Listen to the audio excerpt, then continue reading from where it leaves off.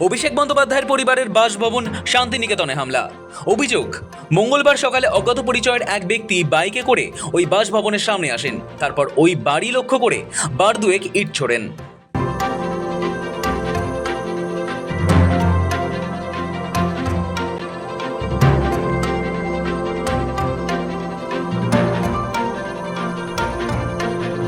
এই হামলায় অভিষেকের বাড়ির দোতলায় একটি ঘরের জানালার কাঁচ ভেঙে যায় বলে অভিযোগ। গোটা ঘটনার কথা অভিষেক তার এক্স হ্যান্ডেলে জানান। ঘটনার সিসিটিভি ফুটেজও পোস্ট করেন অভিষেক বন্দ্যোপাধ্যায়। পাশাপাশি রাজ্যের আইন শৃঙ্খলা নিয়েও প্রশ্ন তোলেন তিনি। ঘটনাকে কেন্দ্র করে তীব্র চাঞ্চল্য ছড়িয়ে পড়ে রাজনৈতিক মহলে। তারপরেই জানা গেল, অভিষেক বন্দ্যোপাধ্যায়ের অভিযোগের পরিপ্রেক্ষিতে ইতিমধ্যেই একটি নির্দিষ্ট মামলা রুজু করা হয়েছে। ঘটনার তদন্তে নেমেছে পুলিশ। খোদ লালবাজারের তরফে জানানো হয়েছে, অভিযুক্তকে চিহ্নিত করতে যুদ্ধকালীন তৎপরতায় সিসিটিভি ফুটেজ খতিয়ে দেখা হচ্ছে।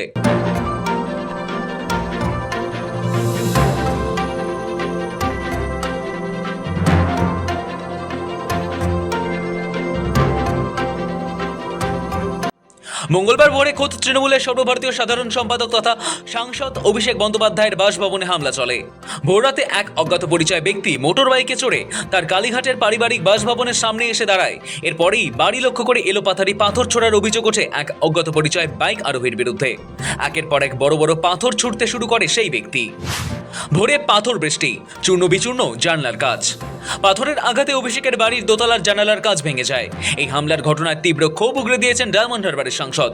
এটিকে সাধারণ কোনো আইন শৃঙ্খলার অবনতির ঘটনা বলতে নারাজ তিনি। তার মত, এটি আসলে হিংসার এক বিপজ্জনক প্রাতিষ্ঠানিক রূপ। সে সময় পুলিশ কোথায় ছিল?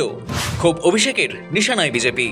পারিবারিক বাসভবনে এই হামলার ঘটনার পর রাজ্যের প্রধান বিরোধী দল বিজেপির বিরুদ্ধে তীব্র আক্রমণ শানান অভিষেক বন্দ্যোপাধ্যায়।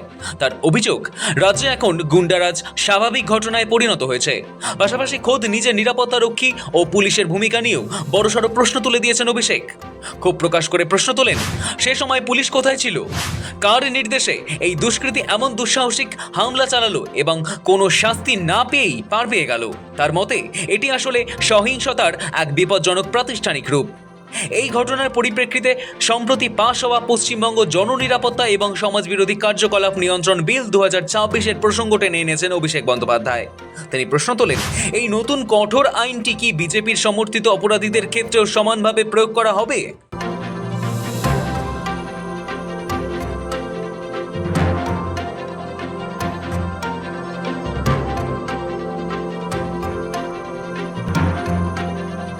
হাই প্রোফাইল নেতার বাড়ির সামনে এমন হামলার ঘটনায় স্বাভাবিকভাবেই কলকাতার নিরাপত্তা নিয়ে প্রশ্ন উঠতে শুরু করেছে। পুলিশ অবশ্য জানিয়েছে, সিসিটিভি ক্যামেরার সূত্র ধরে দুষ্কৃতীকে ধরার কাজ চলছে। সূত্র বলছে, কালীঘাট থানার পুলিশ গোটা বিষয়টি খতিয়ে দেখছে।